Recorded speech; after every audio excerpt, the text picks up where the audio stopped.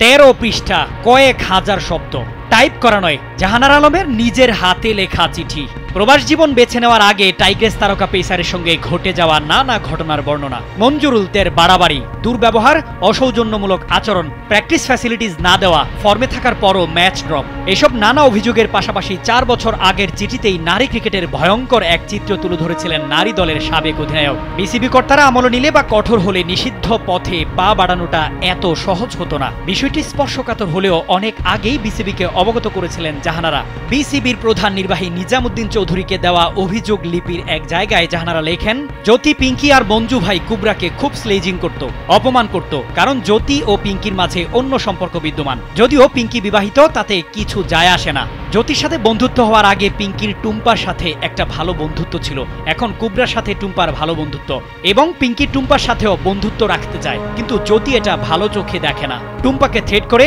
কুবরাকেও threat করে টুম্পাকে সামলানোর জন্য। আবার জ্যোতি হ্যাপিকেও পছন্দ করে, এটা আবার পিঙ্কি জেনে জ্যোতির সাথে ঝগড়া করে। এগুলো নিয়ে 5 জনের মারামারি, গালাগালি, মোবাইল ভাঙচুর, অনেক কিছু চলতে থাকে বিগত 10-11 মাস থেকে, যা চরম পর্যায়ে উঠে ট্যুরে যাওয়ার কয়েকদিন আগে। আমরা 3 সিনিয়র দেখেও না দেখার ভান করি, ওদেরকে নিয়ে বোঝাই, বিষয়টা মিটমাট করি, কারণ তখন টিমে বিভক্তি শুরু হয়েছে। জ্যোতি ক্যাপ্টেন হওয়ায় কুবরাকে বোলিং দেয় না, টুম্পাকে কিপিং দেয় না, টেকনিক্যালি ম্যাচে বসিয়ে রাখে।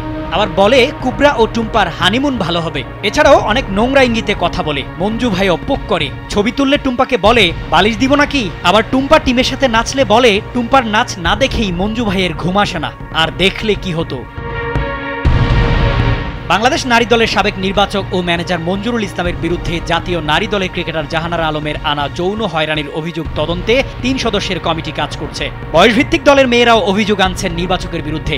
নারী ক্লাব ক্রিকেটের পুরুষ কোচদের বিরুদ্ধেও মুখ খুলতে শুরু করেছেন। এরই মধ্যে বেরিয়ে এলো ক্রিকেটারদের মাঝে অন্য সম্পর্কের ভয়ঙ্কর তথ্য।